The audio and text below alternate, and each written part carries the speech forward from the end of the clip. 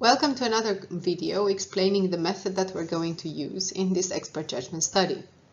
As you see, the focus is on uncertainty quantification. How is that done and used in the method that we're using, which is called the classical model for structured expert judgment. It goes by other names as well, the Cook method or the Delft method, and it has been used in numerous applications. I have here just a brief list of topics as well as institutions with whom we've collaborated over the years. Roger's book is called Experts in Uncertainty to show the importance of uncertainty quantification in this method. Okay, so we refer to an elicitation. It is a process or protocol of obtaining information about uncertain quantities of interest from you, our experts. We are asking questions of interest, or call them also variables of interest. Let's take this a question. What percentage of infection with Campylobacter several species is attributed to a foodborne pathway in a given region, say A? And as you can see here, what we require from you is not just one answer, but 3 assessments to quantify the uncertainty. Now, to exemplify what we actually mean with this quantifying uncertainty, let's take an example from a fictitious expert, E1, and with very fictitious assessments. So suppose the expert provides a 5th percentile, we call it, which is 20, and that is a sort of lower credible value for which the probability that the expert thinks the actual value lies below this 20 is very small, that is 0.05. So it works like a lower uncertain estimate. On the other side, the 95th percentile, or the upper credible value, works as an uncertain bound, upper bound.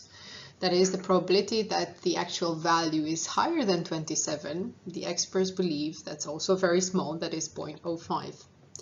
And the middle value, called also the best estimate, is the central estimate of the assessments, and it's actually the median considered. Okay, we have these 3 assessments from a certain expert, E1, and suppose we have another expert, and not surprisingly, because that's happening actually in reality, we have different set of assessments, let's say 11, 30, and 50. And of interest is how to aggregate these different assessments. And what the method proposes is to use a different set of variables, we call it calibration variables, for which the actual values are known to the analyst now or in the future, but not to the expert, so that the same uncertain setting remains. For this variable of interest that I just presented, consider the following calibration variable. What was the total number of foodborne Campylobacter outbreaks in Europe in 2019 as reported by EFSA? And suppose we have the following estimates from these 2 fictitious experts.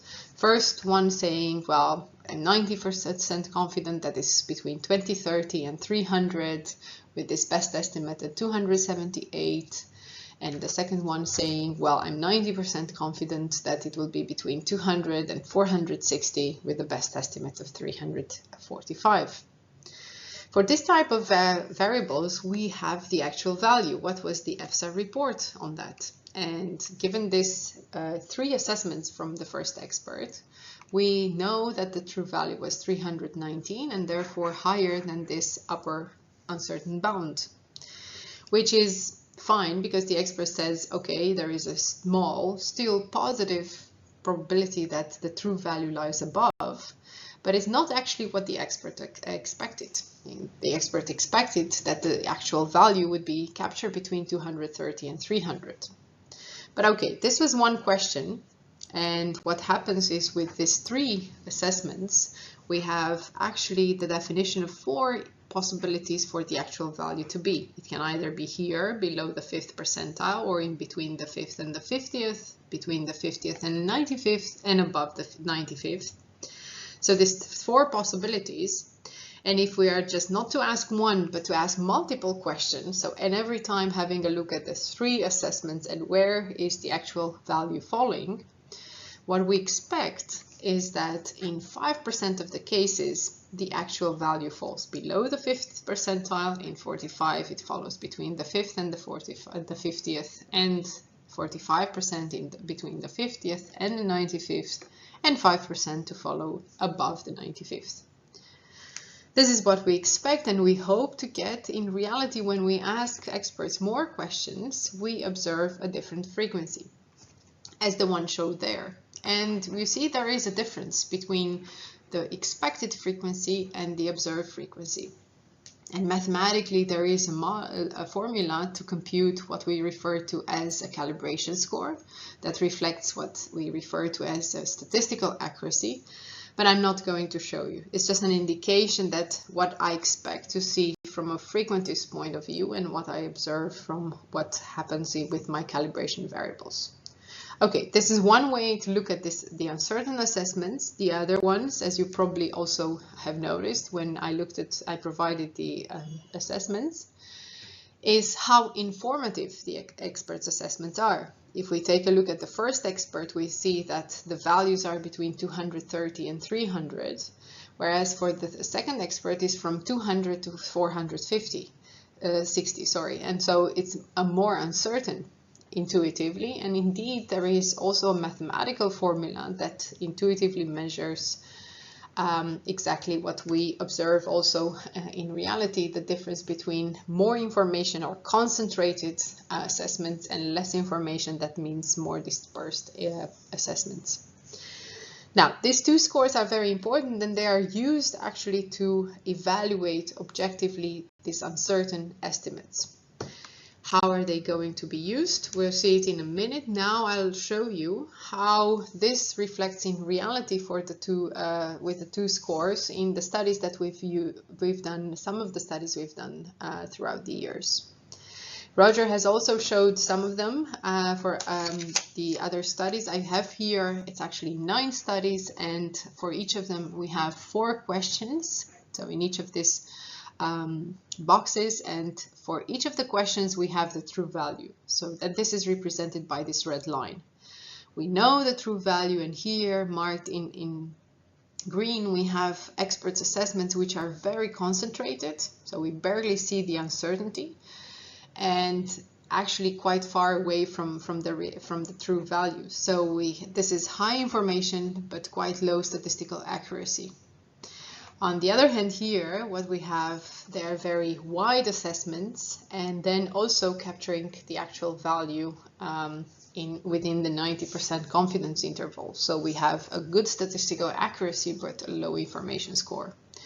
In the upper left corner, in yellow here, we see quite informative assessments from that particular expert and also managing to capture the true value.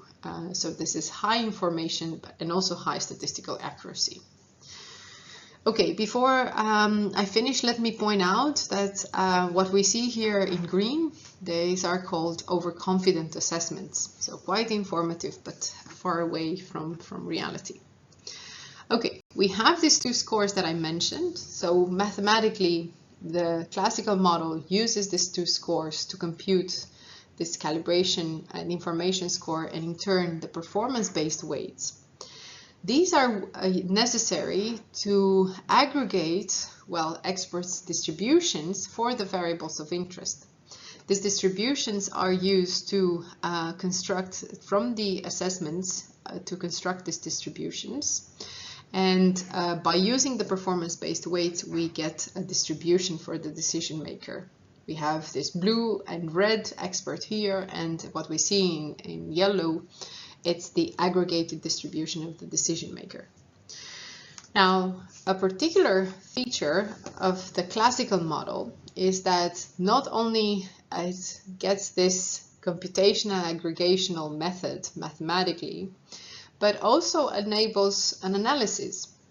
So having the calibration variables for which we have the actual value enables us to use the performance-based weights and see what the decision maker would have assessed for the calibration variables, and then have the decision maker as an extra expert for which I can compute the calibration score and the information score.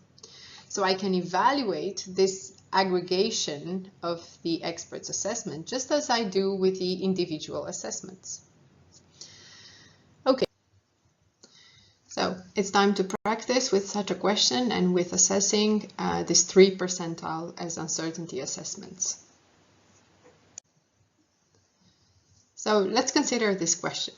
According to UNICEF, globally, how many children under the age of 5 years suffered from stunting in 2019?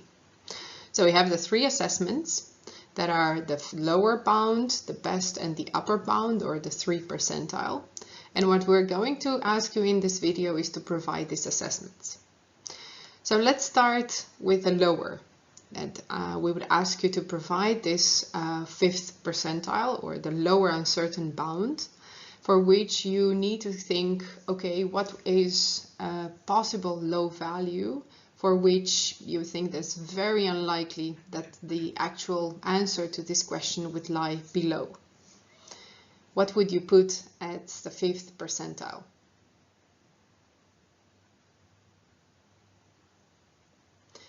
Now, consider on the other side, on the upper uncertain bound, or the 95th percentile. And in a similar fashion, think about a number, an assessment, for which you consider a very low probability that the actual value would be above this assessment. What would that be?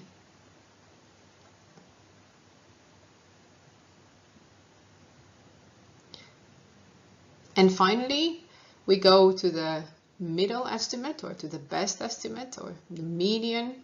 That is a value for which you think it's equally likely that the actual value is below or above. And this is also, as mentioned in the name, the best assessment that you give for this uncertain quantity. What would that be?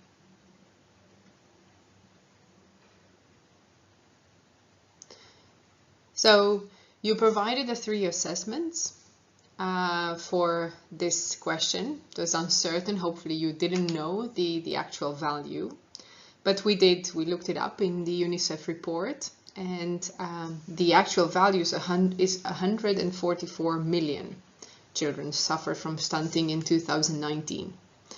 And now it's a time to reflect whether this actual value was something that was closer to the 3 assessments that you provided. And in particular, if you capture this true value between the 5th percentile and the 95th percentile.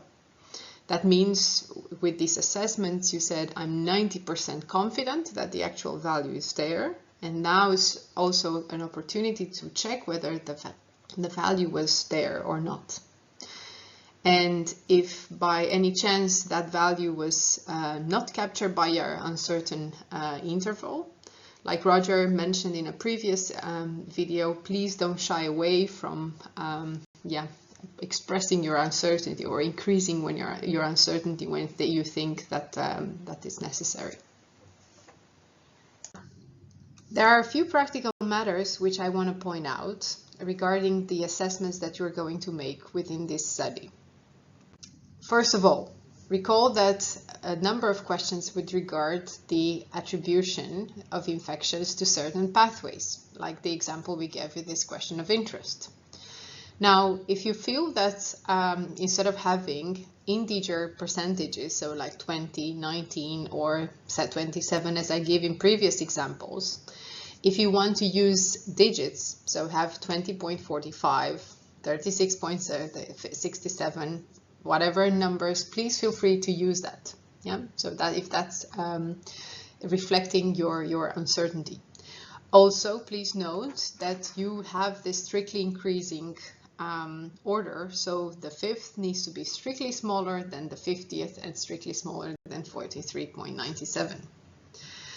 Now, there is another point to make, that if for some pathways or food groups you think that the percentage is actually very small, you can use very small assessments of percentages, and like I have here, or even smaller, just consider that you can use.